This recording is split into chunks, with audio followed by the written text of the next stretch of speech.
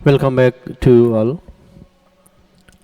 Legal aptitude की आज की क्लास में मैंने गवर्नर की परास्थिति से संबंधित एक विवाद काफ़ी दिनों से चर्चा में है, सर्वोच्च न्यायालय में भी को इंटरव्यू करना पड़ा है,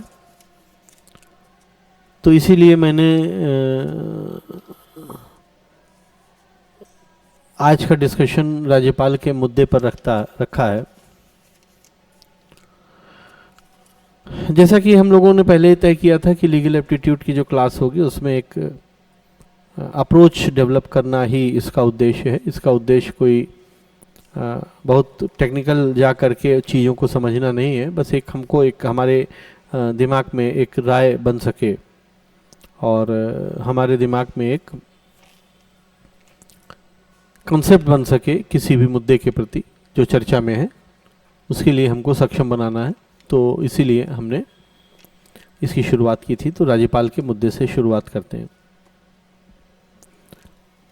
सबसे पहले बात करते हैं कि आखिर राज्यपाल के संबंध में जो प्रोविजन है संवैधानिक रूप से वो कैसा है, कहाँ है। तो अगर आप संविधान आपके पास है वो अगर, और आप भाग 6 में जाएं और अनुच्छेद 153 पर जाएं, तो उसमें आप देखेंगे कि लिखा गया है कि प्रत्येक राज्य के लिए एक राज्यपाल होगा। There shall be a governor for each state.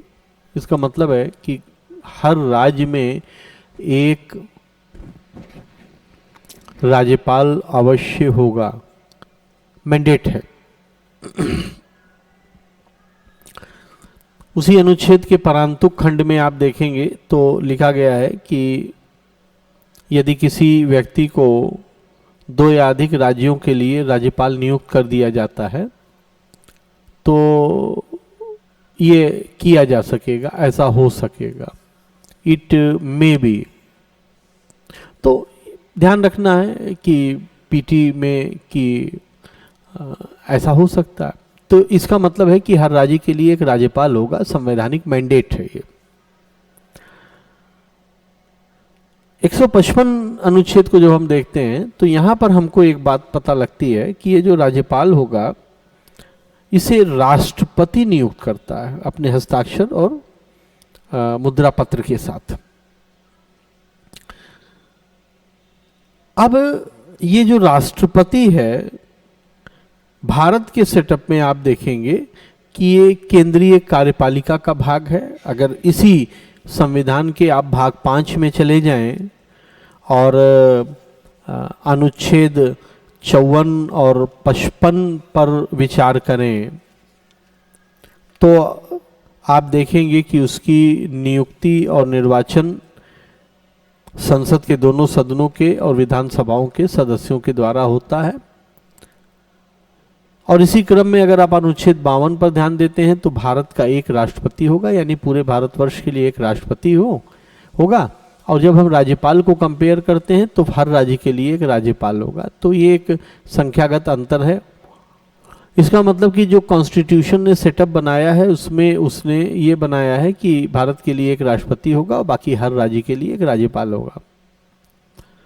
अब जो कॉमन बात है दोनों में वो ये है कि जब आप अनुच्छेद 53 को 154 से कंपेयर करते हैं या मिलाते हैं तब हमको ये पता लगता है कि राज्यपाल में राज्य की कार्यपालिका शक्ति और राष्ट्रपति में संघ की कार्यपालिका शक्ति निहित होगी। तो इन दोनों प्रोविजंस को जब हम मिला देते हैं तब हमको ये पता लगता है कि जो राज्यपाल है वो राज्य स्तर पर कार्यपालिका का हेड और राष्ट्रपति जो है वो संघीय स्तर पर यानी केंद्र स्तर पर एग्जीक्यूटिव हेड माना जाएगा। ये भी ठीक है, इसमें कोई दिक्कत नहीं, यानी कि जो सेटअप लगभग केंद्र में है लगभग वही सेटअप यहाँ पर भी है। अब अगर जब हमको ये पता लग गया कि राज्यपाल और जो राष्ट्रपति हैं उनका जो स्टेचर है वो executive head of the concerning unit है। तो अब इसके बाद जो है हमको ये जानना पड़ता है या ज़रूरत पड़ती है हमको जानने के लिए कि आखिर ये राज्यपाल या राष्ट्रपति फंक्शन कैसे करते हैं। तो इसके लिए हम अनुच्छेद 163 पर जाते हैं। जब हम अनुच्छेद 163 को देखते हैं तब हमको ये पता लगता है कि राज्यपाल को सहायता और सलाह देने के लिए एक मंत्रिपरिषद होगी जिसका प्रधान मुख्यमंत्री होगा। और ठीक इसी तरीके से अगर हम कार्यपालिका और राष्ट्रपति का संबंध मंत्रिपरिषद से देखें तो हम ये देखेंगे कि जब 74 अनुच्छेद को हम देखते हैं उसमें भी यही सेटअप है। यानी जब हम 163 देखते हैं और 74 देखते हैं तब हमको ये पता लगता है कि ये राज्यपाल जो है ये मंत्रिपरिषद की सलाह पर काम करेगा और राष्ट्रपति भी मंत्रिपरिषद की सलाह पर काम करेगा। तो यानी कि इन दोनों प्रोविजंस को जब हम मिला देते हैं या इन दोनों का हम कंपैरिजन करते हैं तो हमको ये पता लगता है कि राज्य स्तर पर राज्यपाल और संघीय स्तर पर राष्ट्रपति जो है वो बिना मंत्रिपरिषद की सलाह के कार्य नहीं करेगा। यानी मंत्रिपरिषद जब सलाह देगा तब और सहायता करेगा तब ये काम अपना करेंगे। ये एक बात हो गई। यानी कि अगर हम इस पूरे सेटअप को देखें तो हमारे दिमाग में ये बात आनी चाहिए कि राज्य स्तर पर राज्यपाल और संघीय स्तर पर जो राष्ट्रपति है वो कार्यपालिका प्रमुख माना जाता है और दोनों ही व्यक्ति या दोनों ही इकाई या दोनों ही संवैधानिक प्राधिकारी मंत्रिपरिषद की सलाह और सहायता से काम करते हैं। ये जो पूरा सेटअप है कि राष्ट्रपति और राज्यपाल मंत्रिपरिषद की सहायता से काम करेगा, मंत्रिपरिषद लोगों द्वारा चुने गए व्यक्तियों से मिलके बनेगी, लोकप्रिय सरकार का भाग होगी। आप देखेंगे 75 में अनुच्छेद में, वहाँ 164 में। इस पूरे सेटअप को संसदीय व्यवस्था कहते हैं, यानी पार्लियामेंट्री फॉर्म ऑफ गवर्नमेंट कहते हैं। यानी कि ऐसी व्यवस्था जिसमें तुलनात्मक रूप से संसद को ज्यादा अधिकार प्राप्त होते हैं। यहां तक इस सेटअप में कोई दिक्कत नहीं है, यहां तक इस सेटअप के कार्यप्रणाली में कोई समस्या नहीं है। समस्या तब होती है जबकि आप ये भी जानते हैं कि अनुच्छेद 245 में 246 में राज्य को राज्य सूची पर विधि बनाने की शक्ति है, केंद्र सरकार को या केंद्रीय विधायिका को संघीय सूची पर विधि बनाने की शक्ति है। इसी विधि बनाने की शक्ति के क्रम में एक समवर्ती सूची भी है जिसमें दोनों को विधि बनाने की शक्ति है। तो अगर हम इन दोनों को दोनों प्रोविजंस को मिला दें तो हमारे सामने एक पिक्चर ये क्लियर होती है कि संघ स्तर पर भी विधायिका है, राज्य स्तर पर भी विधायिका है, संघ स्तर पर भी न्याय कार्यपालिका है और राज्य स्तर पर भी कार्यपालिका है। और कार्यपालिका जब काम करती है तब वो मंत्रिपरिषद की सलाह और सहायता से ही काम करती है। इसी क्रम में दो और अनुच्छेद हैं, एक है अनुच्छेद 111 और दूसरा है अनुच्छेद 200 और सपठित 201। जब हम इन दोनों अनुच्छेदों की बात करते हैं, आप देखिए इनको, तो आपको ये पता लगेगा कि जब दोनों ही सदनों से पारित हो जाता है विधेयक, तब उसको अपनी अपनी कार्यपालिका के पास भेजा जाता है अनुमति के लिए। केंद्र सरकार का जब विधि पारित होती है तो राष्ट्रपति के पास भेजता है, राज्य सरकार की जब विधि पारित होती है तो वो राज्यपाल के पास भेजता है। यहां तक भी कोई समस्या नहीं है। समस्या है दो मामलों में।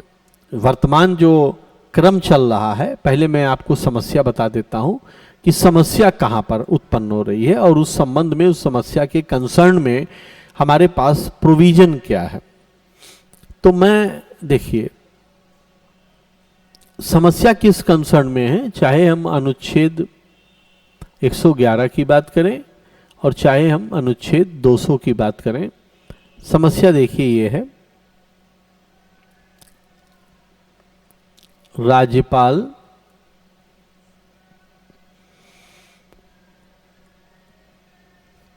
देखिए लिखा है उन विधेयकों पर या तो अनुमति देता है या रोक लेता है।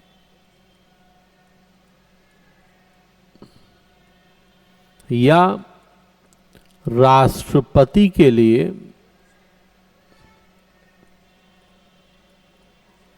आरक्षित करता है। 201। अब हो क्या रहा है कि ये जो राज्यपाल है, आपने अभी भी देखा कि इसकी नियुक्ति राष्ट्रपति के द्वारा की जा रही है। नियुक्ति ये राज्यपाल जब तक किसी विधेयक को अनुमति नहीं देगा तब तक वो विधेयक कार्य रूप में नहीं आएगा, यानी विधि के रूप में वो काम नहीं कर पाएगा। अब अगर राज्यपाल हर विधेयक पर अपनी अनुमति को रोक ले, यानी कि अनुमति ना दे, विथहोल्ड कर ले, तो जिस विधेयक पर वो अनुमति को रोकेगा उस संबंध में विधि तो नहीं बन पाएगी। जब विधि नहीं बन पाएगी तो जो सरकार चुनी हुई है वो अपने मैंडेट का फुल फ्लेजेड यूज नहीं कर पाएगी, यानी कि वो काम नहीं कर पाएगी। अब समस्या इस बात में उत्पन्न हो रही है कि राज्यपाल अप्रत्यक्ष रूप से निर्वाचित संवैधानिक प्राधिकारी है, जिसके निर्वाचन कहें या नियुक्ति कहें का पूरा विवेक केंद्र सरकार के पास है। यानी राज्यपाल को नियुक्त करना या ना करना, राष्ट्रपति के प्रसाद पर्यंत काम करना और कितने समय तक कार्य करना, ये सारी बातें केंद्र सरकार के डोमेन में है। लेकिन राज्यपाल की जो संवैधानिक परिस्थिति है वो राज्य के साथ है और राज्य के विधेयकों पर अनुमति रोक करके राज्यपाल उसकी कार्यप्रणाली को ठप कर सकता है, या हम दूसरे शब्दों में कहें उसकी कार्यप्रणाली को बाधित कर सकता है। और यही काम वर्तमान में पंजाब, दिल्ली, तमिलनाडु, तेलंगाना या जितने भी विवाद हम सुनने में, चर्चा में हैं, उनमें यही सबसे बड़ी समस्या है। एक समस्या तो यह है कि राज्यपाल अनुमति नहीं दे रहे हैं। दूसरी समस्या यह है कि वो राष्ट्र ऐसा भी कर सकता है कि उसको उस विषय का मानते हुए राष्ट्रपति के लिए आरक्षित कर ले, और जब आरक्षित कर लेगा तो जब तक एसेंट मिलेगी नहीं राष्ट्रपति की तब तक वो विधि नहीं बन पाएगा। तो जो वर्तमान में विवाद का कारण है वो कारण मुख्य रूप से अनुच्छेद 200 से संबंधित है, यानी कि राज्यपाल के द्वारा अनुमति का अयुक्तियुक्त रूप से रोका जाना। ये विवाद का प्रमुख रूप से कारण है। इसी विवाद में एक मुद्दा दिल्ली का भी है, लेकिन दिल्ली के संबंध में चूंकि अनुच्छेद 239A लागू हो जाता है, यानी कि दिल्ली की एक विशेष परिस्थिति को बनाया गया है, इसलिए ये मुद्दा आज हम टच नहीं करेंगे। दिल्ली वाला ये अलग से अनुच्छेद 239A पर बेस करके इसको करेंगे। आपको बताऊंगा कि ये अनुच्छेद क्या है, इसकी क्या खास बात है, और जो मुद्दा है केजरीवाल सरकार के बारे में, माननीय मुख्यमंत्री दिल्ली सरकार उनके और माननीय जो महामहिम राज्यपाल महोदय हैं वीके सक्सेना अभी, और इसके पहले नजीब जंग इत्यादि इत्यादि जो थे, उनके बीच में क्या समस्याएं हैं, जिसमें सुप्रीम कोर्ट भी जाना पड़ा था दिल्ली सरकार को। बाद में सुप्रीम कोर्ट ने कहा कि वास्तविक रूप से जो शक्ति का केंद्र है वो चुनी हुई सरकार के ही पास है। तो ये मुद्दा अलग है, लेकिन ये भी राज्यपाल की कार्यप्रणाली से ही संबंधित है। तो यद्यपि राज्यपाल की जो संवैधानिक परिस्थिति है वो कार्यपालिका के प्रमुख के रूप में है राज्यों में, लेकिन वो चर्चा में इसलिए है क्योंकि ये सारे राज्यपाल या कहें कुछ राज्यपाल जो है वो आरोप है ये कि वो केंद्र सरकार के एजेंट के रूप में काम कर रहे हैं और केंद्र सरकार की पॉलिसी को लागू करने के लिए आम आदमी पार्टी ने तो यहाँ तक आरोप लगाया है कि वो चुनाव को भी कंट्रोल करने का प्रयास कर रहे हैं ताकि जो राज्य हैं उनमें उनकी पार्टी अच्छा प्रदर्शन ना कर पावे। ये है वर्तमान मुद्दा। अब इसमें मैं कुछ आपको वो दिखाना चाहता हूं, मैं आपको पढ़ करके सुनाना चाहता हूं कुछ बातें, आप सिर्फ सुनते चलिएगा और जहाँ लगे आपको नोट करते हुए आप चलिएगा। तो मैं इसके पहले कि मैं आगे बढ़ूं, अगली बात मैं आपको बताना चाहता हूं कि राज्यपाल का और जो सरकारें रही हैं, राज्य सरकारें, उनके बीच में आखिर कोई समस्या क्या होती उत्पन्न हो रही थी, उसके कुछ उदाहरण भारतीय इतिहास में देखने को मिलते हैं। वो मैं आपको पढ़ करके बता रहा हूं, जिससे आपको ये पता लगेगा कि राज्यपाल और राज्य सरकारों के बीच में समस्याएं हैं। तो बहुत पुराना नहीं, लेकिन एक समराइज वे में लेकर के मैं चलता हूं। 1960 के दशक में बंगाल के राज्यपाल धर्मवीर जी थे, महामहिम, जिसमें उस समय चीफ मिनिस्टर अजय मुखर्जी थे और ज्योति बासु जो है वर्तमान में जो लॉन्गेस्ट सर्विंग बंगाल के चीफ मिनिस्टर हुए, वो डिप्टी चीफ मिनिस्टर थे। तो इनकी पार्टी के हरकतों से तंग आ करके लॉ एंड ऑर्डर की सिचुएशन के आधार पर जो राज्यपाल थे धर्मवीर महामहिम, उन्होंने 1969 में सरकार मुखर्जी की बर्खास्त कर दी और जिससे बहुत लंबा कलकत्ता की सड़कों पर जुलूस निकाला गया और उनका काफ़ी विरोध हुआ, जिसके फलस्वरूप उनको वहाँ से हटाया गया। फिर बाद में इस्तीफा भी उन्होंने दिया। ठीक इसी प्रकार से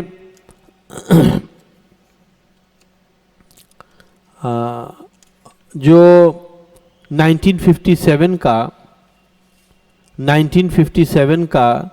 जो ये वाकया है, उसमें डॉक्टर संपूर्णानंद मुख्यमंत्री थे यूपी में और वीवी गिरी जो बाद में महामहिम भी बने, यूपी का राज्यपाल नियुक्त किया गया।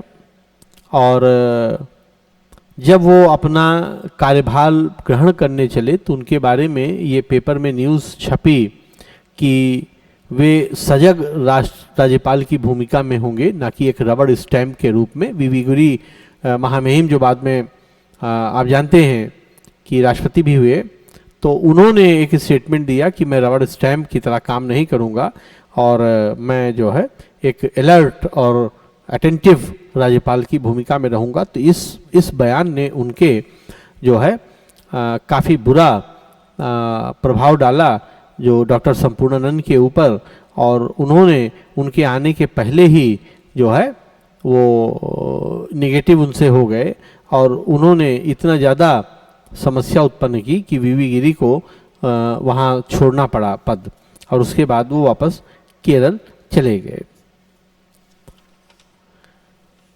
इसके बाद जो अगला ऐतिहासिक घटनाक्रम है वो 1958 में केरला का उल्लेख मैं करना चाहूँगा। इसमें EMS नंदबुरीपाद ये चीफ मिनिस्टर थे, बहुत लोकप्रिय चीफ मिनिस्टर थे, और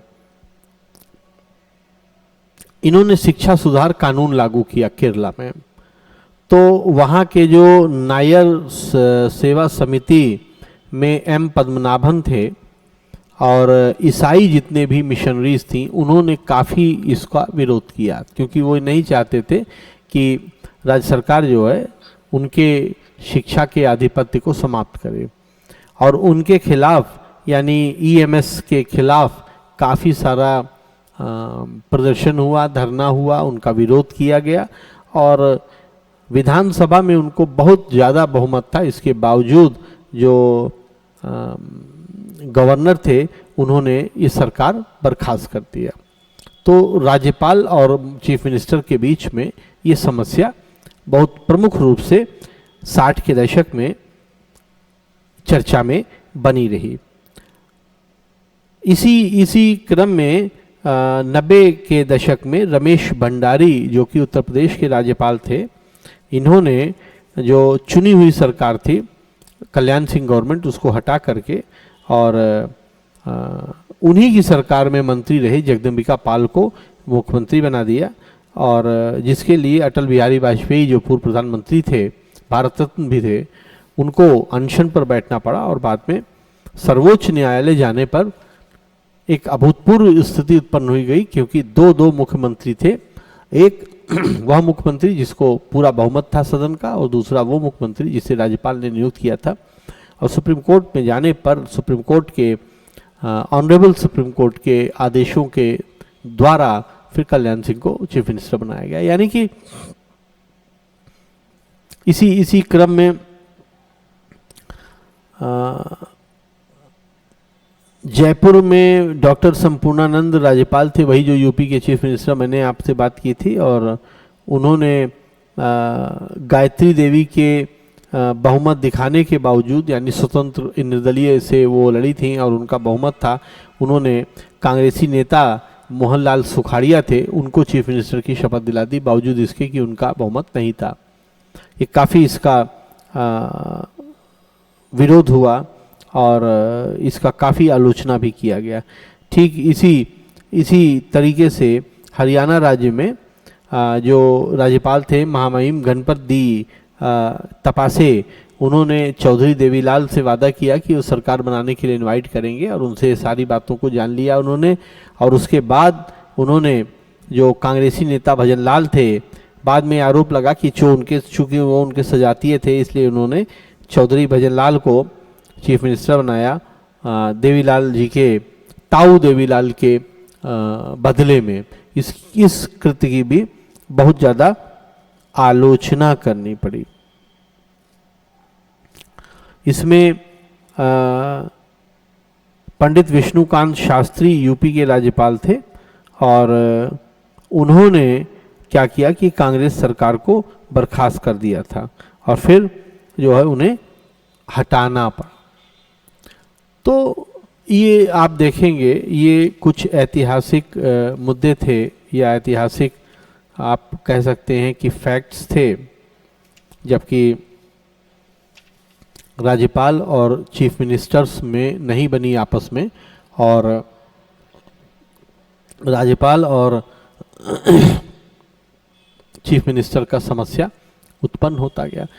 इस क्रम में कि हम आगे बढ़ें, मैं आप लोगों को एक और अनुच्छेद पर ध्यान दिलाना चाहूँगा। आपको ध्यान होगा कि जब हम चैप्टर 18 पर जाते हैं तो हमें आपातकाल का एक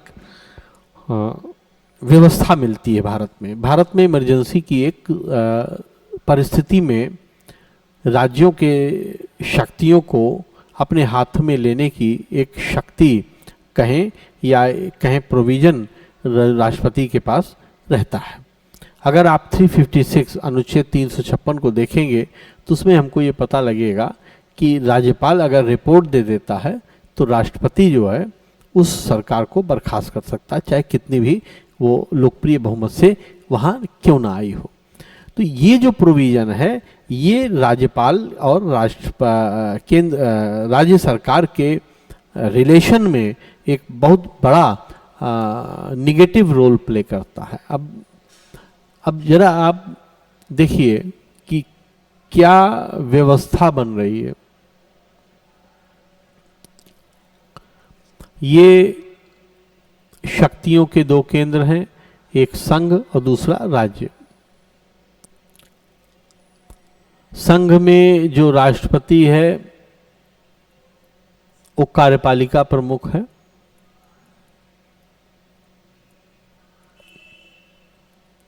और राज्य में राज्यपाल कार्यपालिका प्रमुख है। वहां राष्ट्रपति है और यहाँ राज्यपाल है। ये मैंने लिखा कार्य, ये प्रमुख है, यहाँ ये प्रमुख है और वहाँ पर राष्ट्रपति प्रमुख है।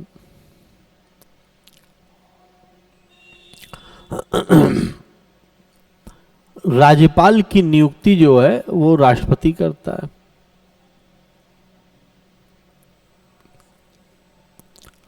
और राज्यपाल को 356 का अधिकार प्राप्त है। तो ये एक परंपरा देखने को मिली। अब देखिए हो क्या रहा है, हो ये रहा है कि राज्यपाल 356 का उपयोग करके राज्य सरकार को बर्खास्त कर सकता है या सस्पेंडेड एनिमेशन में रख सकता है, यानी लंबित कर सकता है लंबे समय तक के लिए, सुसुप्ता अवस्था में रख सकता है। और ये जो राज्यपाल है इसको राष्ट्रपति नियुक्त कर रहा है। राष्ट्रपति संघीय मंत्रिपरिषद की सलाह और सहायता पर काम करता है। तो इस सेटअप का तात्पर्य हुआ कि अगर केंद्र सरकार चाहे तो वो राज्यपाल से कह सकती है कि आप राज्य में आपातकाल की रिपोर्ट हमको दे दीजिए, और इसलिए हम उस सरकार को बर्खास्त कर दें। तो आपने जो EMS नंदमुरी पाद वाला पढ़ा अभी केरला का, या बाकी सारी जितने भी उदाहरण छोटे छोटे स्वरूपों में हमने देखा है, उसमें यही हुआ कि राज्यपाल ने राज्य सरकारों को बर्खास्त किया, जबकि उनकी काफ़ी बहुमत थी, लोकप्रियता थी, लोकप्रिय विश्वास था सदन में उनका, उसके बावजूद उनको हटाया गया। तो ये जो सेटअप है भारत में, इसका वास्तविक कारण या मूल कारण तो ये है कि सहयोगी संघवाद बना रहे, यानी संघ राज्यों के साथ और राज्य संघ के साथ सहयोग की दशा में रह करके काम करें। लेकिन हालिया वर्षों में ये परंपरा बनी है कि जो राज्यपाल हैं उन्होंने अपने कर्तव्यों का निर्वहन जो है वो केंद्र सरकार के इशारे पर किया है या केंद्र सरकार के द्वारा दिए गए डायरेक्शन के आधार पर किया गया है। हालांकि ये ऑफिशियल नहीं, लेकिन ऐसा प्रतीत होता है। और चूंकि वो ऐसा करने का उसके पास कारण ये है कि जो उसकी नियुक्ति है वो राष्ट्रपति के द्वारा होगी और वो राष्ट्रपति के ही प्रसाद पर्यंत पर कार्य करेगा। तो इसीलिए राष्ट्रपति जो चाहता है वो राज्यपाल से करवा लेता है। इसी क्रम में राष्ट्रपति बाउंड है केंद्रीय मंत्रिपरिषद की सलाह और सहायता से, तो इसलिए राष्ट्रपति भी बाउंड रहता है। तो ये समस्याग्रस्त एरिया है कि राज्यपाल अगर चाहे, दो समस्याग्रस्त एरिया हमको मिल गए। एक समस्याग्रस्त एरिया तो ये मिला कि राज्यपाल चाहे तो अनुमति रोक सकता है, और दूसरा मिला कि राज्यपाल अगर चाहे तो सरकार को बर्खास्त कर सकता है। अब इसी में जो समस्या ये तो एक तो मैंने आपको दिया कि कितना हमारे पास इतिहास है। तो हमने देखा कि इतिहास इसी संबंध में है कि कई राज्यों में राष्ट्रपति शासन लगाए गए और राज्यपाल और मुख्यमंत्रियों के बीच में राजनीतिक प्रतिबद्धता कहें या समझ की कमी कहें या उनका अपना प्रकृति कहें, कुछ भी हम नाम या कारण दे दें, लेकिन उनमें आपस में सामंजस्य नहीं बन पाया। अब इसी क्रम में देखिए, तमिलनाडु, केरल, तेलंगाना, दिल्ली और पश्चिम बंगाल, ये चारों पांचों राज्यों में भी जो राज्यपालों का कार्यप्रणाली है उसमें और जो राज्य सरकार की कार्यप्रणाली है उसमें काफ़ी मतभेद और समस्याएं उत्पन्न होने की बात हमको वर्तमान में भी दिखाई पड़ रही है। अब वर्तमान में समस्या इस बात में है कि इन पांचों राज्यों में गैर भाजपाई सरकार है, चाहे वो तमिलनाडु हो, चाहे केरला हो, चाहे दिल्ली हो, चाहे तेलंगाना हो, चाहे वेस्ट बंगाल हो। और चूंकि नॉन भाजपाई सरकार होने के नाते राज्य सरकारों का आरोप है कि भाजपा के द्वारा नियुक्त जो गवर्नर हैं वो अनुमति देने में विधेयकों को देर कर रहे हैं या युक्तियुक्त रूप से उन्हें लटका दे रहे हैं।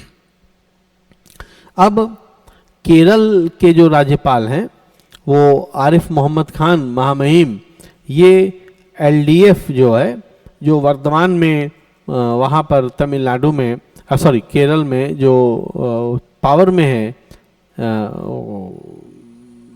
पार्टी, उससे एक समस्या उत्पन्न हो रही। तो वर्तमान विवाद क्या है कि राज्य सरकार ने एक अध्यादेश पारित किया अभी वर्तमान में, जिस अध्यादेश के आधार पर उन्होंने ये कहा कि राज्य के जितने भी विश्वविद्यालय हैं उनमें जो गवर्नर है उसकी जगह कोई एमिनेंट जो स्कॉलर होगा उसको हम चांसलर बनाएंगे। यानी हर राज्य में ये व्यवस्था है कि जो गवर्नर होता है वो स्टेट यूनिवर्सिटीज़ का चांसलर होता है। वाइस चांसलर तो अपॉइंट होता है जिससे आप मिल सकते हैं, लेकिन जो गवर्नर होता है वो चांसलर होता है, कुलाधिपति जिसे कहते हैं। तो केरल के मामले में आरिफ मोहम्मद खान के विरोध में जाकर के एलडीएफ ने एक विधि बनाने का फैसला किया और उस विधि के अनुसार जो जितने भी राज्य विश्वविद्यालय होंगे या केंद्रीय विश्वविद्यालय होंगे उनका जो कुलपति हो, कुलाधिपति होगा, वो इनके द्वारा नॉमिनेटेड व्यक्ति होगा या इनके द्वारा चुना गया व्यक्ति होगा। तो इससे सीधे सीधे जो ऑटोनॉमी है उसको जो है समस्या उत्पन्न हुई। और इस संबंध में ये भी ध्यान में रखना है कि इसी वजह से मुख्य रूप से केरल में समस्या उत्पन्न हुई, क्योंकि जो है कुलाधिपति इनको हटाया गया। क्योंकि आप जानते हैं कि जो आरिफ मोहम्मद खान है वो काफ़ी स्ट्रॉन्ग ओपिनियन रखते हैं अगेंस्ट राज्य सरकार, इसलिए ऐसा है। इसी क्रम में जो तमिलनाडु है उसमें जो द्रामुक का नेतृत्व है, चीफ मिनिस्टर जिनके हैं, यानी एसपीए, सोशल प्रोग्रेसिव अलायंस नाम से जो उनका गठबंधन है, उस गठबंधन ने जो राज्यपाल हैं महामहिम वो एन रवि को हटाने की मांग की है। इसलिए कि उन्होंने ये आरोप लगाया है कि इन्होंने अपने कृत्यों से राज्य में घृणा को भड़काया है और सांप्रदायिकता पर भी प्रभावित किया है और इसलिए इनको यहाँ से हटाया जाए। तो तमिलनाडु में जो उनके महामहिम राज्यपाल हैं एन रवि, उनके लिए भी ये बातें शुरू हो गई। तेलंगाना के जो गवर्नर हैं तमिलिसाई सुंदराजम, उन्होंने अभी एक स्टेटमेंट दिया कुछ दिन पहले कि मेरा फ़ोन टैप किया जा रहा है और ये एक संवैधानिक प्राधिकारी की प्राइवेसी में हनन था, इसलिए मुद्दा काफ़ी गर्म हुआ और काफ़ी जोर पकड़ा, जिसके फलस्वरूप केंद्र सरकार को हस्तक्षेप करना पड़ा और अभी भी यहाँ ये विवाद सुलझा नहीं है। दोनों तरफ से इस पे आरोप और प्रत्यारोप लग रहे हैं। मोदी सरकार का इंटरवेंशन हुआ है लेकिन लिमिटेड, बहुत सीरियस नहीं लग रही है।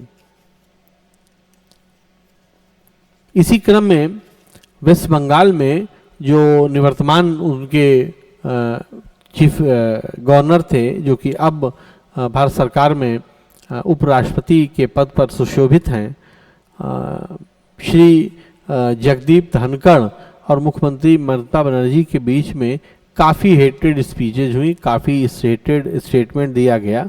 जैसे कोरोना के दौरान जो लॉकडाउन हुआ था उसमें राज्यपाल ने अपने कर्तव्यों का पालन उचित तरीके से नहीं किया, यह बात अभी आरोप लगाई गई है कई व्यक्तियों के द्वारा। और इसी क्रम में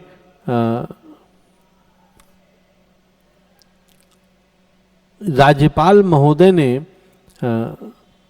कोरोना के दौरान चीफ मिनिस्टर की कार्यपालिका को क्रिटिसाइज करने के लिए काफ़ी बुरा माना था इसको। और इसके बाद इसी विवाद में सितंबर 2020 में एक नया मोड़ ले लिया, जिसके अंतर्गत चीफ मिनिस्टर ने वहाँ के सुश्री ममता बनर्जी ने राज्यपाल महोदय को एक पत्र लिखा 9-10 पन्नों का, जिसमें जो उस समय के डीजीपी थे यानी श्री वीरेंद्र, उन्हें के ऊपर ये आरोप लगाया था कि ये लॉ एंड ऑर्डर को सही तरीके से संभाल नहीं पा रहे हैं। और फिर जब उनसे जवाब मांगा गया तो उन्होंने 2 लाइन में जवाब लिख करके भेज दिया। और तब वहाँ के राज्यपाल महोदय ने पुलिस के चीफ को काफ़ी उनकी आलोचना की सार्वजनिक रूप से, और काफ़ी उनसे खफा भी हुए। इसी के साथ साथ केजरीवाल सरकार का और राज्यपाल का विवाद तो हम जानते ही हैं कि केजरीवाल सरकार का ये आरोप है कि भाजपा उसे ठीक से काम नहीं करने दे रही, और जो राज्यपाल महोदय हैं वो अनुचित तौर पर या लगातार लगभग उनके सबके कार्यों को लटकाते आ रहे हैं। जो फाइल्स होती हैं उनको वो जल्दी पास नहीं करते ताकि कानून न बने और वो अपना काम कर सकें। तो ये आप देखेंगे कि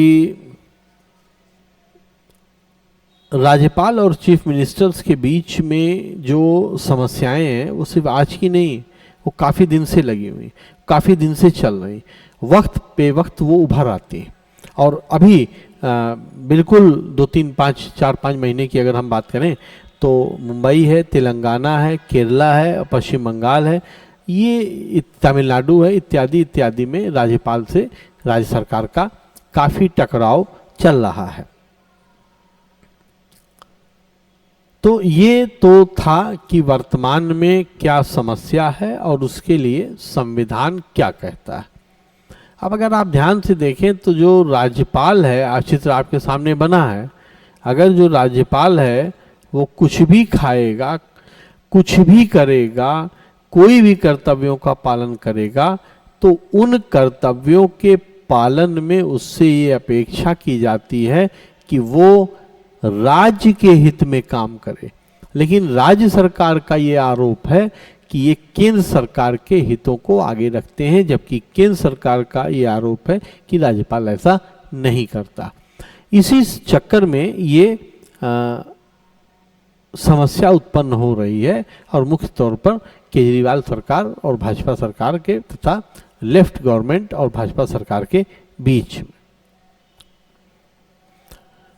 अब संवैधानिक अगर हम बहस की बात करें तो जो राज्यपाल की परिस्थिति है और जो राज्यपाल की कार्यप्रणाली है, इन दोनों का एक लंबा क्रिटिसिज्म किया गया है। अगर हम संविधान सभा में बहस का लॉ देखें या उसको देखें, और उसमें PS Deshmukh, TT Krishnamachari, HV Kamat, HN Kunzru, Alladi Krishnaswamy Iyengar, Rohini Kumar Chaudhary, Sivan लाल सक्सेना, दुर्गादेवी देशमुख, KM मुंशी और BR अम्बेडकर थे। ये वो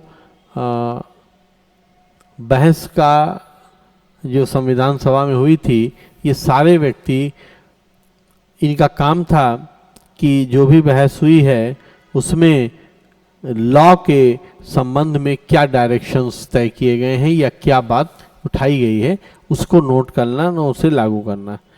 और आम सहमति जो थी वो यही थी कि समवर्ती सूची अगर होगा तब फिर हम लोग 3 टायर से जब समवर्ती सूची होगा तब उस समवर्ती सूची में दोनों को विधि बनाने की शक्ति होगी, और जो राज्य सूची होगी उस पर राज्य को, और जो केंद्र है उस पर केंद्र को शक्ति होगी।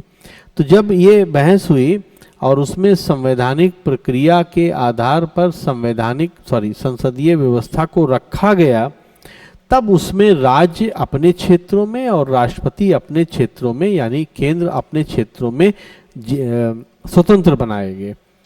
और ये सेटअप जो हमने अभी इसके पहले तय किया था, आपकी स्क्रीन पर बना भी होगा कि राष्ट्रपति और राज्यपाल जो है दोनों कार्यपालिका प्रमुख हैं। राष्ट्रपति जो है वो नियुक्ति करता है, राष्ट्रपति के प्रसाद पर ही राज्यपाल काम करता है, और राज्यपाल को जो है विधि बनाने के प्रक्रिया के साथ साथ इन सारी विधियों पर एक्सेंट देना भी उसका एक काम है। तो एक्सेंट देना जब उसका काम है और वो अगर नहीं देता है तो आरोप है कि वो अप्रत्यक्ष रूप से कार्यवाही करता है या रोक लगाता है। इसी तरह से 356 का उद्देश्य का पूरा करके अगर वो करता है तो करता है। दोनों की परिस्थितियों को कंपेयर करते हुए हम लोगों ने ये देखा कि जो राष्ट्रपति और राज्यपाल हैं इनको एक दूसरे के सहयोग में काम करना चाहिए, जिससे कि भारत का सर्वांगीण विकास हो सके। परंतु दुर्भाग्य है कि कुछ न कुछ समस्याएं पैदा होती रही। हमने देखा है कि बहुत अर्ली स्टेज से स्वतंत्रता के राज्यपाल और मुख्यमंत्रियों के बीच में समस्याएं होती रही और वर्तमान में तो काफ़ी ज़्यादा स्तर पर ये उभरी हैं। इसके लिए सुप्रीम कोर्ट में भी जाना पड़ा। डॉक्टर अंबेडकर ने राज्यपाल के लिए एक कोटेशन किया था, वो मैं आपके सामने रखना चाहता हूं, जिससे हमको स्थिति के जो ऐतिहासिक सेटअप है उस पर थोड़ा मदद मिलेगी। डॉक्टर अंबेडकर ने कहा था कि मेरे मन में कोई संदेह नहीं है कि विवेकाधीन शक्ति किसी प्रकार से जिम्मेदार सरकार का निषेध है। यह राज्यपाल को किसी भी मामले में अपने मंत्रियों की सलाह की अवहेलना करने की शक्ति देने वाला कोई सामान्य खंड नहीं है जिससे उन्हें लगता है कि आलोचना करनी चाहिए। तो डॉक्टर अंबेडकर का यह कोटेशन हमको ये बात बताता है कि यद्यपि हमने जो राज्यपाल हैं उनको विवेकाधीन शक्ति दी है, अगर आप ध्यान दिया होगा आपने अनुच्छेद 200 में, तो डॉक्टर अंबेडकर ये कह रहे हैं कि विवेकाधीन शक्ति देने से ही ये शक्ति राज्यपाल को नहीं मिल जाती कि वो राज्य सरकार के हर फैसले को पलटेगी या उसको ब्रीच करेगी। ये एक सामान्य कोई आपको पावर नहीं मिल रही है। तो डॉक्टर अंबेडकर का ये कोट जो है ये राज्यपाल की स्थिति को समझने में बहुत हमको मदद देता है। इससे हमको वो फिलॉसफी पता लग सकती है जिससे कि या जिस आधार पर राज्यपाल को या राष्ट्रपति को काम करना होगा। अब इसी क्रम में एक प्रश्न पूछा गया है जो कि धीरज ने पूछा है, मैं आप लोगों से पूछना चाहता हूं कि आप लोग बताइए कि क्या होगा। इन्होंने पूछा है कि राष्ट्रपति द्वारा राज्यपाल की नियुक्ति केंद्र सरकार की सलाह से होती है, क्योंकि सर अनुच्छेद 155 में तो ऐसा कोई प्रावधान नहीं है। बिल्कुल ठीक है। तो 74 को जब हम जोड़ेंगे और 155 को जोड़ेंगे तो हमको पता लग जाएगा। ये बात हम पहले ही देख चुके हैं और जब हमने संविधान पढ़ा था तब भी हमने ये बात देखा था। यहाँ पर अब हमको ये भी जानना पड़ेगा कि एक बेसिक सेटअप क्या था, बेसिक सेटअप क्या है, या बेसिक रूप से कितनी बार ऐसा किया गया है। तो आप देखेंगे मेरे पास कुछ डेटाज हैं और मैं आपके सामने रखना चाहता हूँ। ये डेटा जो है देखिए 1971 से लेके 1990 तक, यानी 1971 से लेके 1990 तक कुल मिलाकर के 63 उदाहरण थे जो राज्यपाल के द्वारा चीफ मिनिस्टर की शक्तियों को प्रभावित करने वाले थे, उनको नकारात्मकता की लेवल पर प्रभावित करने वाले थे।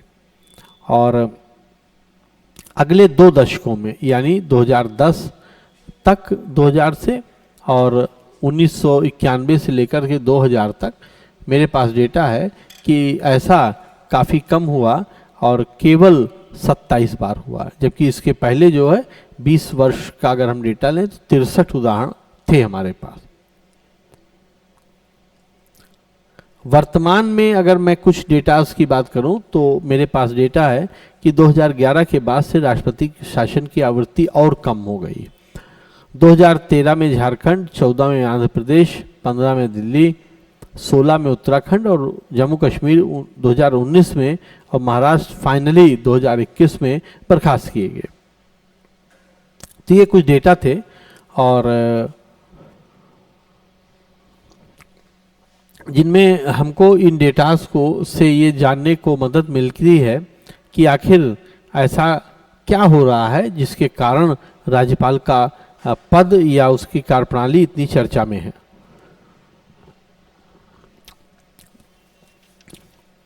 तो हमको ये पता लग गया कि ये इस तरीके से ये सारा काम हो रहा है और इस तरीके से ये सारे लोग इस राज्यपाल और मुख्यमंत्री के संबंधों को देखने का प्रयास कर रहे हैं। अब मैंने आपके लिए 3 केसेस निकाले हैं। इसके पहले कि हम केस पर जाएं, देखिए विनीत ने जो हमारी महान स्वतंत्रता सेनानियों में से एक थी श्रीमती सरोजनी नायडू जी, उनका एक कोटेशन दिया है, बहुत अच्छा कोटेशन है कि राज्यपाल सोने के पिंजरे में बंद पक्षी की तरह है। अब ये क्यों कहा जा रहा है या क्यों ये होना चाहिए ये बाद में देखेंगे। अभी के लिए मैं आपको जो बताना चाह रहा हूं वो ये कि प्रशासनिक सुधार आयोग बनाए गए और प्रशासनिक सुधार आयोग जो थे वो इसलिए बने कि उनको इस प्रशासन के कार्यप्रणाली को सुधारने के संबंध में कुछ वो देना था, जिसको कहते हैं रिकमेंडेशन देना था कि आखिर राज्यपाल का और वो क्यों हो। तो ये जिस तरीके से बर्खास्तगी की जा रही थी राज्यपालों के द्वारा मुख्यमंत्रियों के, उस संबंध में 2 बिंदु कंट्रोल के संबंध में महत्वपूर्ण है।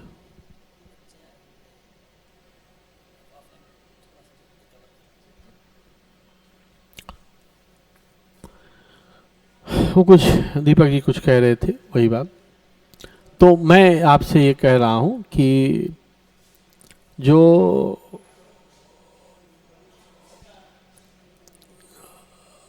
राज्यपाल की कार्यप्रणाली थी उसमें 2 बिंदु हमारे लिए समझना जो है वो महत्वपूर्ण हो जाता है। पहला बिंदु तो ये है कि राज्यपाल और राज्य सरकारों का संबंध सुधारने के लिए कई सारे कदम जो उठाए गए, उसमें से जो मुख्य रूप से जो कदम है वो है प्रशासनिक सुधार आयोग का। यानी कि केंद्र सरकार के द्वारा जो एडमिनिस्ट्रेशन, ये जो राज्यपाल और इसका संबंध है उसको सुधारने के लिए एक कमीशन की नियुक्ति की गई जिसको प्रशासनिक सुधार आयोग कहा जाता है। और बहुत पहले, सबसे पहले 1966 में प्रशासनिक सुधार आयोग बनाए गए। अभी मैं आपको बताऊंगा कि कई प्रशासनिक सुधार आयोग बने हैं, इसमें कोई एक नहीं है। जैसे मैं कुछ मेरे पास डेटा है बताता हूं आपको। इसमें मुरारजी देसाई की अध्यक्षता में 1966 में, फिर MC सीतलवाट की अध्यक्षता में 1969 में, उसके बाद राजा मन्नार कमेटी बनाई गई 1969 में, फिर 1973 में आनंदपुर में एक प्रस्ताव पारित किया गया, बंगाल स्मरण पत्र 1977 में, और फिर सरकारिया कमीशन 1983 में, और पंछी कमीशन 2007 में।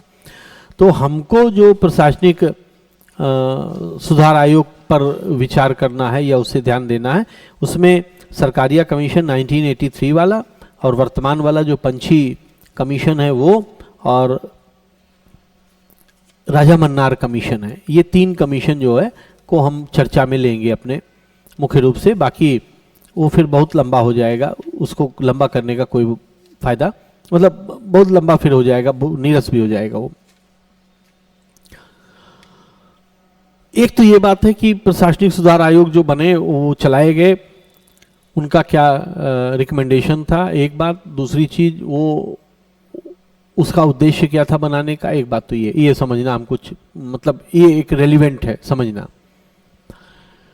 दूसरी बात ये है कि आपने केस का वो सुना होगा, सिग्निफिकेंस एक आपने देखा होगा कि SR Mumbai versus union of India का एक केस है, मुंबई जजमेंट आप जिसे कह सकते हैं, वो उसने अनुच्छेद 356 के बारे में काफ़ी डिटेल गाइडलाइन माननीय सर्वोच्च न्यायालय के द्वारा दिया गया। तो एक वो जजमेंट, और एक 2005 का जजमेंट है रामेश्वर प्रसाद वर्सेस बिहार स्टेट का जजमेंट, और एक बाद में उसके एक और आया है नबम रेबिया, अरुणाचल प्रदेश के चीफ मिनिस्टर थे, इनका ये केस है। 3 केस भी मैं डिस्कस करना चाहूँगा, हो सकता आज ना हो पावे तो हम इसको सेकंड क्लास में भी ले सकते हैं। सबसे पहले मुंबई केस की बात करते हैं, तो 3 केस हम इसमें लेंगे अपनी चर्चा में। एक SR मुंबई केस, दूसरा रामेश्वर प्रसाद का केस जो बिहार स्टेट का है, और तीसरा केस जो है हम लेंगे वो है नमाम रोमिया वाला, बेमिया वाला, जो अरुणाचल प्रदेश के चीफ मिनिस्टर थे। तीनों केसेस में जो तीनों मामले थे, इनका जो मुख्य विवाद था वो यही था कि गवर्नर ने जो सरकार को बर्खास्त किया वो संवैधानिक नहीं था या वो उचित नहीं था। अब इस संबंध में ये बात हमको ध्यान में रखना है कि चूंकि हम गवर्नर की वर्तमान स्थिति पर विचार करने का प्रयास कर रहे हैं, तो उसमें ये बात एक आती ही है कि गवर्नर के पास जो रिपोर्ट भेजने का अधिकार है 356 में, उसकी संवैधानिकता क्या है या उसकी सीमा क्या होनी चाहिए। इस पूरे क्रम में जो सबसे ठोस और आधारभूत विधि बनाता है या हमको बताता है वो है SR मुंबई केस। सबसे पहले उसकी चर्चा करते हैं, उसको चर्चा में लेते हैं। देखिए, मैं पहले थोड़ा सा फैक्ट बता देता हूं और उसके बाद फिर जो है हम लोग उसमें बहुत डिटेल, मेरे पास उस जजमेंट का वो है सारे पॉइंट, तो उतना हमको नहीं जाना है, मैं सिर्फ उतना ही आपको बताऊंगा जितना कि आपको समझ में भी आ जाए और दूसरी बात हमारे काम कर रहे हैं। तो इसमें SR मुंबई जो केस था वो उसमें ये हुआ कि ये जनता दल सरकार, जनता दल पार्टी के मुख्यमंत्री थे कर्नाटका में, और 21 अप्रैल 1989 को इनके सरकार को बर्खास्त कर दिया गया। गवर्नर ने प्ली लिया कि बहुत बड़े पैमाने पर इनके पार्टी से लोगों ने वो किया है, अपने आप को विड्रॉ किया है, जिनको आप कह सकते हैं दल बदल किया है, और चूंकि इनका जो है विश्वास अब नहीं रहा है इसलिए इनको बर्खास्त कर दिया। अब अगर हम संवैधानिक प्रावधान पर चले जाएं तो जो गवर्नर है उसको सरकार को बर्खास्त करने की शक्ति है, आप जानते हैं, वो भंग कर सकता है, और राष्ट्रपति के पास भी ऐसी शक्ति है कि वो सरकार को भंग कर सकता है, यानी लोकसभा या विधानसभा को भंग करने की सिफारिश कर सकता है। इसमें समस्या ये हुई कि जो कुछ लोगों ने विड्रॉ किया अपने आप को, यानी कुछ लोगों ने अपना जो समर्थन था वो खींच लिया सरकार से, और जब सरकार से समर्थन खींच लिया और वो गवर्नर के पास चले गए, उन्होंने जाकर के गवर्नर से कहा कि हमारा इनको सपोर्ट नहीं है। तो गवर्नर ने बिना ये बात जाने, बिना ये बात समझे कि क्या वास्तव में सदन में उनका सपोर्ट है या नहीं है, या उनको बहुमत है या नहीं है, या विश्वास मत है या नहीं है, उन्होंने उसको एक रिपोर्ट राष्ट्रपति महोदय को भेजा कि वर्तमान सरकार का विश्वास नहीं है और संवैधानिक तरीके से इसलिए सरकार नहीं चलाई जा सकती और फलस्वरूप इसको बर्खास्त किया जाए। और फिर जो है उन्होंने बर्खास्त कर दिया और तब जो चीफ मिनिस्टर थे वो चले गए, सुप्रीम कोर्ट चले गए। तो देखिए मेरे पास वो है जो रिपोर्ट है, वो रिपोर्ट मेरे पास है इसमें। तो Mumbai party went to Supreme Court against the governor's decision to recommend president rule. तो यानी कि जो प्रेसिडेंट रूल लगाया गया था उसमें जो है उन्होंने वो चले गए। तो अब देखिए फिर से ये समस्या उत्पन्न हो गई कि जो गवर्नर थे उनका जो कार्य था और जो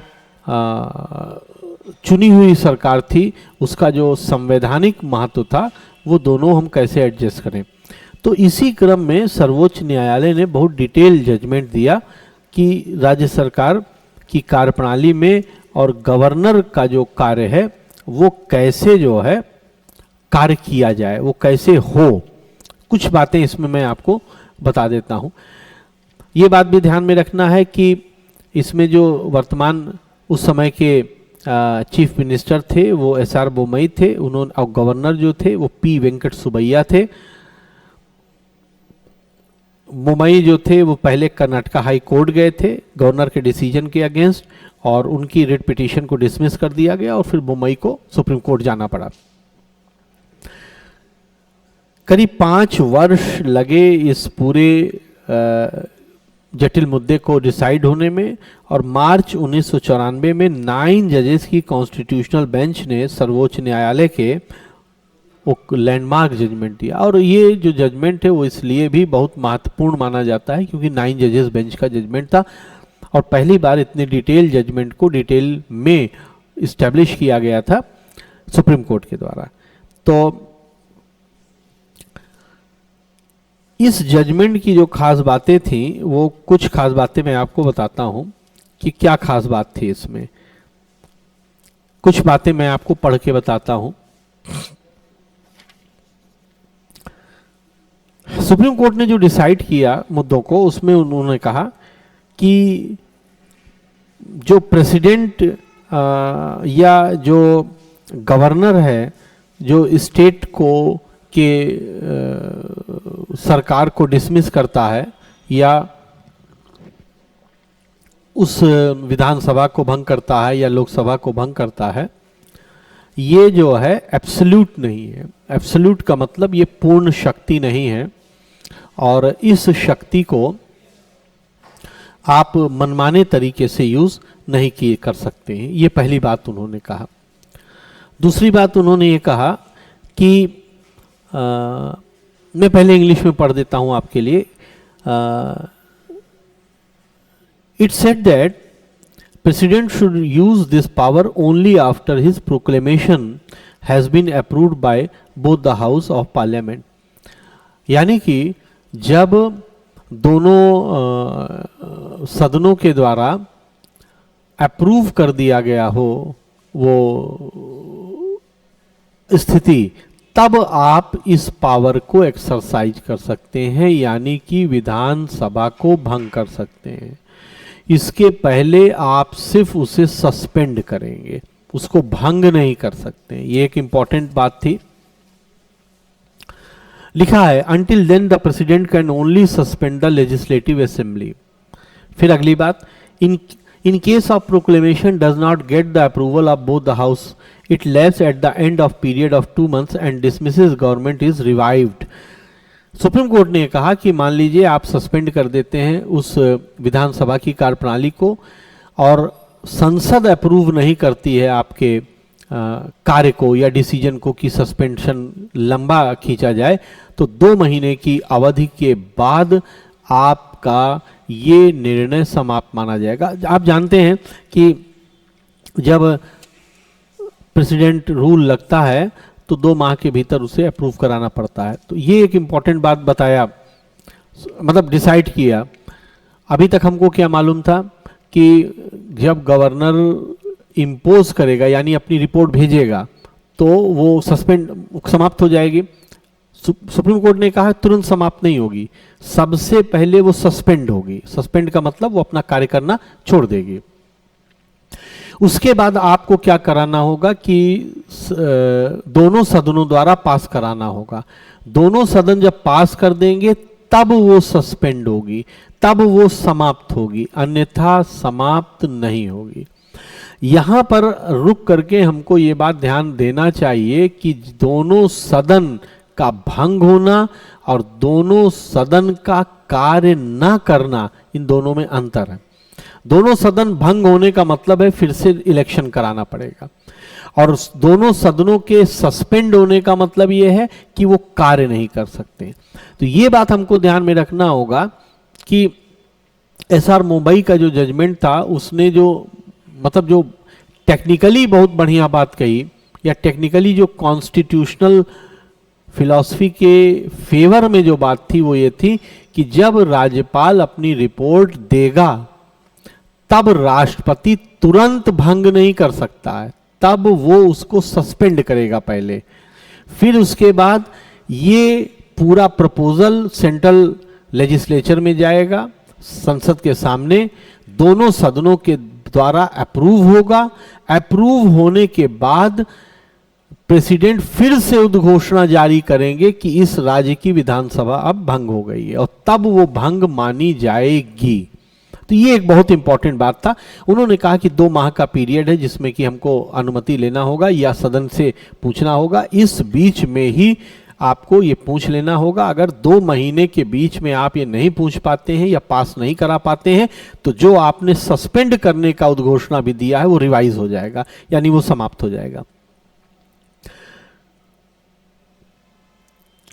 दूसरी सबसे इंपॉर्टेंट, एक तो ये इंपॉर्टेंट बात थी, उस एसआर मुंबई में उन्होंने क्या किया था कि जैसे ही राज्यपाल ने उन्हें रिपोर्ट भेजा उन्होंने तुरंत भंग कर दिया था उसको।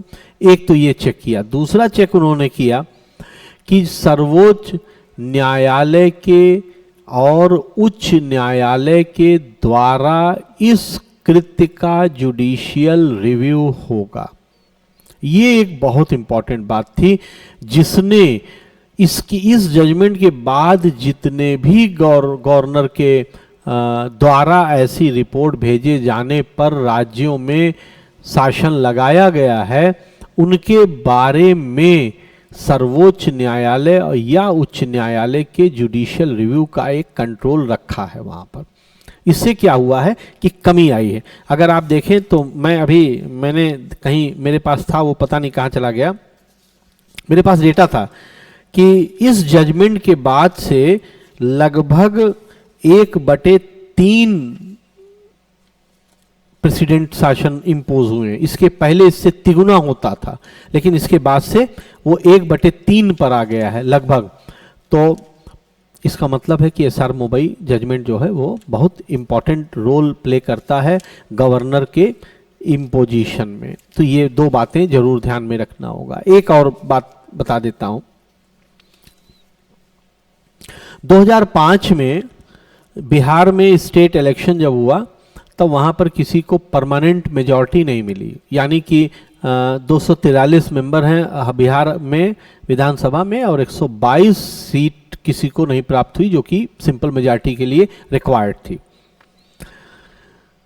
गवर्नर ने कई पॉलिटिकल पार्टी से मीटिंग किया और उन्होंने ये प्रयास किया कि बनाया जाए, लेकिन वो बन नहीं पाया और अंत में उन्होंने 6 मार्च को 2005 को प्रेसिडेंट को एक लेटर लिखा जिसमें उन्होंने ये कहा कि इसको सस्पेंडेड एनिमेशन में रखा जाए, यानी भंग की अवस्था में, सुसुप्ता अवस्था में रखा जाए।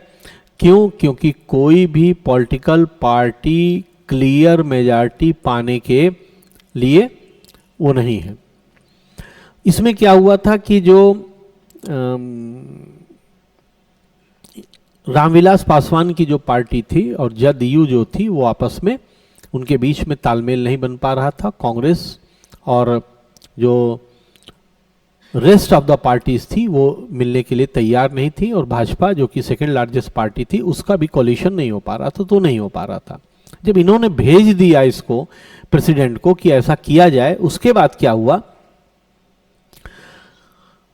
ये भेजने के बाद प्रेसिडेंट ने क्या किया, the day after 2 notifications were issued which declared president rule in Bihar and transferred the president power to governor subject to his final control and superintendence। यानी कि प्रेसिडेंट ने प्रोक्लेम किया और 2 नोटिफिकेशन जारी किया कि सस्पेंड किया जाएगा विधानसभा, बिहार विधानसभा, और मेरा जितना भी पावर है वो सब मैं गवर्नर को ट्रांसफर करता हूं। आप जानते हैं 356 में है कि राष्ट्रपति अपने हाथ में लेगा या किसी भी ऐसे अधिकारी को नियुक्त करेगा जिसके हाथ में वो पावर दे देगा, चाहे राज्यपाल को चाहे, तो उन्होंने राज्यपाल में ये पावर दे दिया।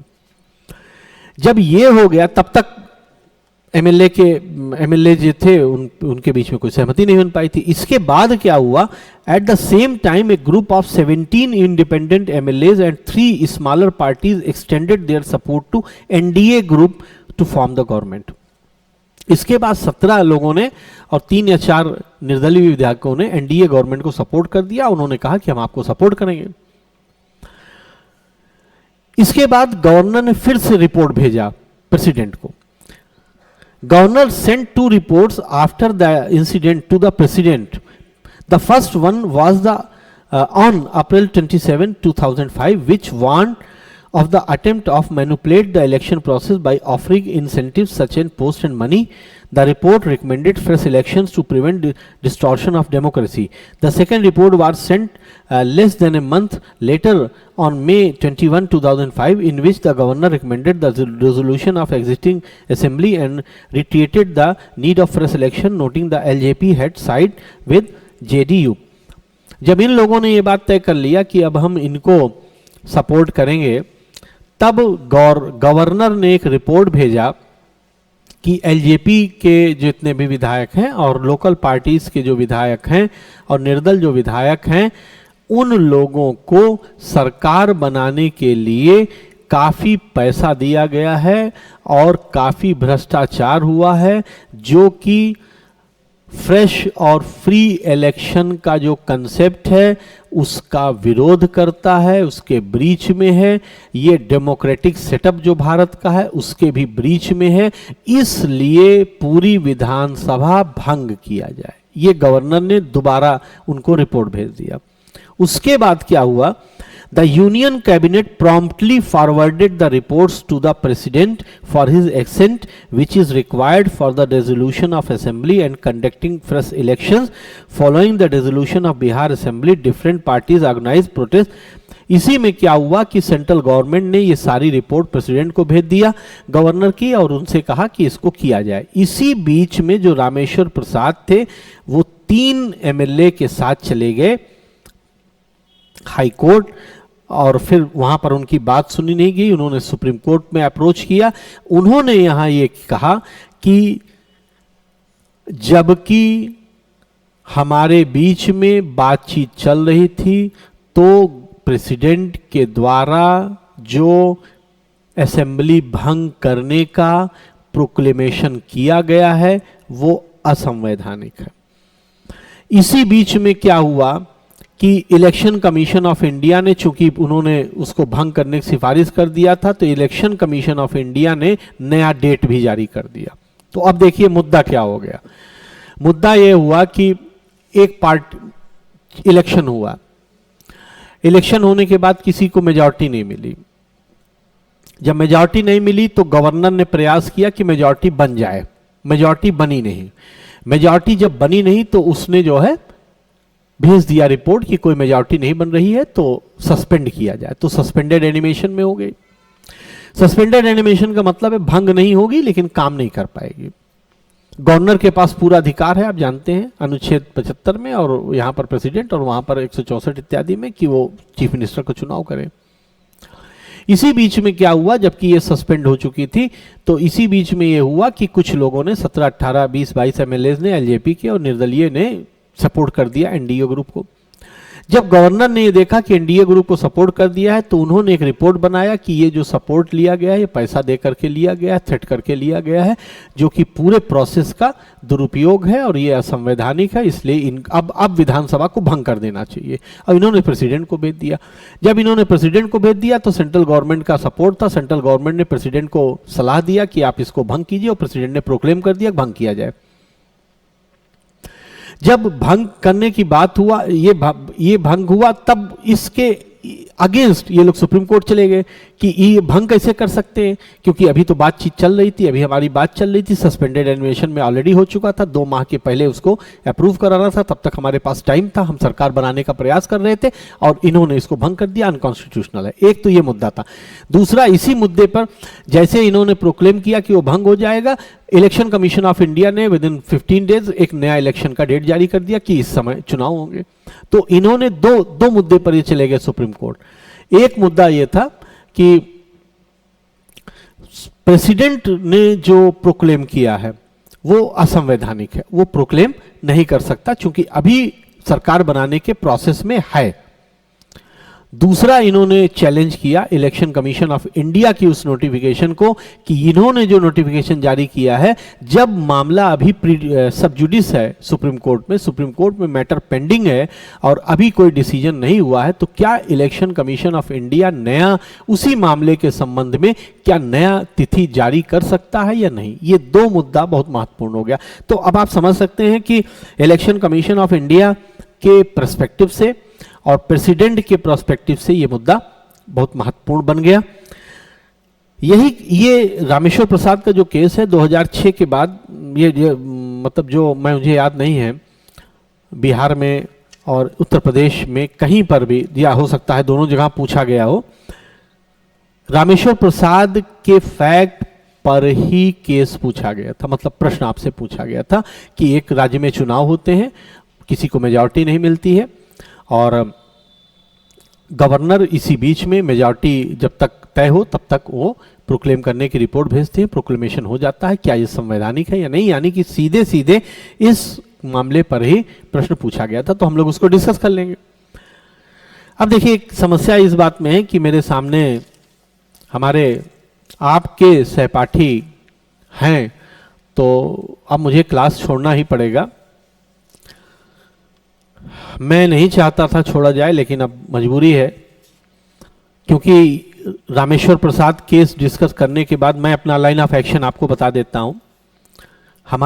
मैं इसके बाद नेबम रेबिया एंड बम रैंक फ्लेक्स वर्सेस डिप्टी स्पीकर, ये अरुणाचल प्रदेश के नेतागण हैं। अरुणाचल प्रदेश में भी लगभग ऐसी स्थिति हुई थी, हंग पार्लियामेंट बनी, विधानमंडल बना और उसके बाद गवर्नर ने उसको भंग किया और ये लोग चले गए कि इन्होंने गलत किया। लेकिन क्वेश्चन ऑफ लॉ वहां पर दूसरा था। तो आप देखेंगे 3 केस मैंने आपके डिस्कशन के लिए लिया है, 3 मामले लिया है। एक तो मैंने एसआर मुंबई लिया है, जिसमें मुद्दा पूरा ये था कि क्या बिना ये जांच किए हुए कि किसी सरकार का विश्वास है या नहीं, क्या गवर्नर की रिपोर्ट पर भंग की जा सकती है, नहीं, एक बात। दूसरा मुद्दा रामेश्वर प्रसाद का था कि इलेक्शन कमीशन ऑफ इंडिया का रोल क्या होगा इस पूरे प्रोसेस में, और क्या 2 माह के पहले भी प्रोक्लेम किया जा सकता है या नहीं, या अगर सरकार बनाने का प्रयास किया जा रहा उस बीच में किया जा सकता है कि नहीं। अरुणाचल प्रदेश वाला जो केस है उसमें 2 चीफ मिनिस्टर हो गए थे। इसमें क्या हुआ कि अरुणाचल प्रदेश वाला जो केस है वो और इंटरेस्टिंग है। उसमें क्या हुआ कि चीफ मिनिस्टर चुने गए, नया इलेक्शन हुआ, 10-12-15 दिन बाद उस चीफ मिनिस्टर से कुछ नाइत्तेफाकी हो गई। मतलब नाइत्तेफाकी का मतलब डिफरेंस ऑफ ओपिनियन हो गया।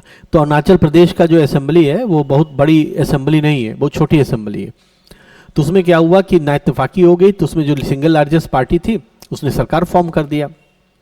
जब सरकार बन गई, काम करने लगी, तो कुछ दिनों के बाद उसमें से कुछ एमएलएज ने कहा कि हम इनको नहीं, इनको सपोर्ट करते हैं, तो किसी दूसरे व्यक्ति को। तो जब उनको कहा कि इनको सपोर्ट करते हैं, तो वो गवर्नर के पास चले गए, उन्होंने रिटर्न दे दिया कि हमको सपोर्ट करते हैं, और गवर्नर ने उनको चीफ मिनिस्टर डिक्लेयर कर दिया। तो हुआ क्या कि एक जो चीफ मिनिस्टर थे पहले और इनको नया चीफ मिनिस्टर डिक्लेयर कर दिया। तो एक ये संवैधानिक मुद्दा बना बहुत बड़ा फिर बाद में सुप्रीम कोर्ट चले गए, सुप्रीम कोर्ट को डिसाइड करना पड़ा। तो ये भी एक बहुत इंपॉर्टेंट परिस्थिति बन जाती है जिसपे हमको जानना चाहिए। तो मेरा अपना लाइन ऑफ एक्शन ये है कि एक तो रामेश्वर प्रसाद को डिस्कस किया जाए, लॉ पॉइंट उसमें डिस्कस किया जाए, थोड़ा सा एसआर मुंबई को और डिस्कस किया जाए, लॉ पॉइंट उसमें क्या है, और दूसरा ये वाला निबाम रेबिया वाला डिस्कस किया जाए। एक तो ये काम है, इससे हमको एक लीगल पॉइंट मिल जाएगा कि गवर्नर की शक्ति 356 के संबंध में क्या है। अब आज की क्लास में जो हमने किया है वो क्या है, हमने एक तो ये किया है कि गवर्नर का कॉन्स्टिट्यूशनल पोजीशन क्या है, यानी वो क्या कर सकता है, एक चीज तो ये हो गया। दूसरी चीज हमने ये किया है कि पूर्व इतिहास क्या रहा है, यानी कि जो गवर्नर और राज्य सरकारों में जो आपस में मतभेद रहे हैं उनका मतभेद का इतिहास क्या रहा है, वो हमने किया।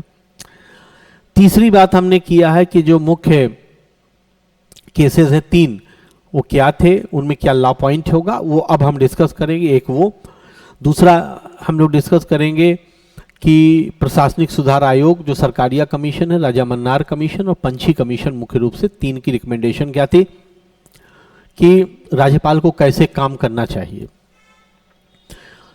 इसके बाद रेमेडी, यानी इन सब को पढ़ने के बाद हम अपना एक कंक्लूजन निकालेंगे कि राज्यपाल को किस तरीके से काम करना चाहिए या भारतीय सेटअप को कैसा होना चाहिए जिससे कि कोई समस्या उत्पन्न ना हो, और एक पॉजिटिव कंक्लूजन पर निकल जाएंगे। तो मुझे ये पूरा विश्वास है कि जो वर्तमान में समस्याएं राज्यपाल के संबंध में चल रही हैं, इस पूरे डिस्कशन के बाद एक राय आपकी बन जाएगी राज्यपाल के संबंध में। तो निबंध में चाहे काम आवे, चाहे प्रेजेंट डे उत्तराखंड के पेपर में काम आवे या जीएस के पेपर में काम आवे, अब आएगी ही वैकेंसी आपको सहायता करे। अब मैंने देखिए पहले कहा था ये बात, जैसे पाकि ने कहा है कि इन केस ला का फोटो ग्रुप पर, ये काम मैं नहीं कर पाऊंगा, साफ बात है, इसलिए कि मैं कितना फोटो सेंड करूं, ये देख लीजिए, ये कितना करें, ये देख लीजिए, इतना है, 50-60 पन्ना है, कितना मैं आपको दे दूं, एक बात है। दूसरी चीज क्या है अब देखिए, जैसे ये मैंने रामेश्वर प्रसाद पे मेरे पास कोई राइट अप है, अब इसमें देखेंगे आप कि मैंने ये देखिए अंडरलाइन किया है। अब इसमें आपके लिए क्या जरूरी है, या आप क्या समझेंगे, आप इसको समझ नहीं पाएंगे, या मान लीजिए आप समझ भी जाते हैं तो मेरे 2-4 घंटा क्लास लेने के बाद अगर 10 घंटा आप ही को समझना हो तो मैं क्लास फिर क्यों ले रहा हूं, ये बैकेट ये सीधे मैं ना पोस्ट कर देता, आप पढ़ लेते अपने आप। इसको समझिए, मैं अपनी तरफ से कह रहा हूं, दीपक जी मेरे सामने हैं कि ये क्लास आपको सेंड कर दी जाएगी, उस पे नहीं रहेगी, मतलब आपके ऐप पे नहीं रहेगी, ऐप पे तो एक बार ही देख सकते हैं आप, ये क्लास आपको सेंड कर दी जाएगी, जिससे आप जितनी बार चाहें इसको देख लें। यूट्यूब पे रहेगी आपके पास, जितनी बार आप चाहें देख लें, जब भी आपका मन करे, आपको कंफ्यूजन हो, आप इसको देख लीजिएगा। कह रहे हैं कि लीगल एप्टीट्यूड का सारी क्लास रहेगी, तो बहुत अच्छा बात है, आपके यूट्यूब चैनल पे रहेगी, वो पता नहीं कैसे आता है, वो हमेशा रहता है, वो वाला करा देंगे, तो वो आपके पास रहेगी, उसको हमेशा करिए। दूसरी बात, एक बात ये समझ लीजिए कि जब ये क्लास में डिस्कस करता हूं तो इसका कोई लिमिट नहीं होता है, यानी कि इस पे मैं 239 ए भी लाना चाहता था, उसमें बहुत सारी बातें, वो क्यों लाया गया, क्या खास बात है, केजरीवाल सरकार का मुद्दा क्या है, नजीब जंग या वीके सक्सेना क्या कहते हैं इस मामले में, इस सारे मामले में संविधान क्या कहता है, इस सारे मामले में सुप्रीम कोर्ट ने क्या कहा। तो उसके लिए फिर अगर आप मुझसे ये कहें कि अब जैसे अगर आप मुझसे ये कहें कि नहीं इसको आप लिखवा दीजिए, तो मैं फिर आपको ये क्लास नहीं ले पाऊंगा। उसका कारण है कि फिर मैं लिखवाने में ही मेरा दिमाग लगा रहेगा कि मैं क्या लिखवा दूं, क्या करूं, क्या ना करूं। इसलिए क्लास मुझे आप फ्री छोड़िए, मैं जो मन हो मैं लिखवाऊंगा कुछ नहीं। जैसे मैंने देखिए एक भी आपको वो नहीं बनाया चार्ट, उसका कारण है कि जब मैं चार्ट बनाऊंगा तो मेरा दिमाग तो चार्ट बनाने में पहले रहेगा कि आप समझें। ये क्लास ये मानते हुए मैं आपको लेता हूं या लूंगा कि जो मैं बता रहा हूं उसका बैकग्राउंड आपको मालूम है। अगर नहीं मालूम है तो आप बस क्लास ध्यान से सुन लीजिए, आपको सब समझ में आएगा। नहीं आएगा तो जब हम पढ़ेंगे, राज्यपाल जब हम पढ़ते हैं तो हम चर्चा करते ही हैं, लेकिन दूसरे तरीके से। आपने देखा होगा क्लास में डिफरेंस है।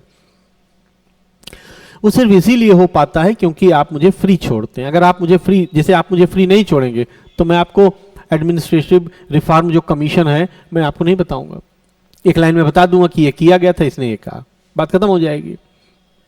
इसलिए बाकी वो कह रहे हैं क्लास रहेगी तो रहेगी। तो अगली क्लास में मेरा यही लाइन ऑफ एक्शन रहेगा। एक तो तीनों केसेस को डिटेल में जाकर के डिस्कस करना, जो प्रशासनिक सुधार आयोग है उसकी रिकमेंडेशन आपको बताना, और फिर लास्ट में सबसे इंपॉर्टेंट बात है रेमेडी क्या है, यानी कि ये सारे मुद्दे का हल क्या होना चाहिए। तो ठीक है, अब आज समाप्त करते हैं। मंडे को शायद छुट्टी है। छुट्टी क्यों है? अच्छा, कह रहे हैं गुरु पर्व है, तो ठीक है, एक दिन आपको ब्रेक मिल जाएगा तो उसमें आप तैयार कर लेंगे बाकी जो भी चीजें हैं। और ठीक है, सब लोग कह रहे हैं कि बहुत अच्छा लग रहा है, तो ठीक ही है।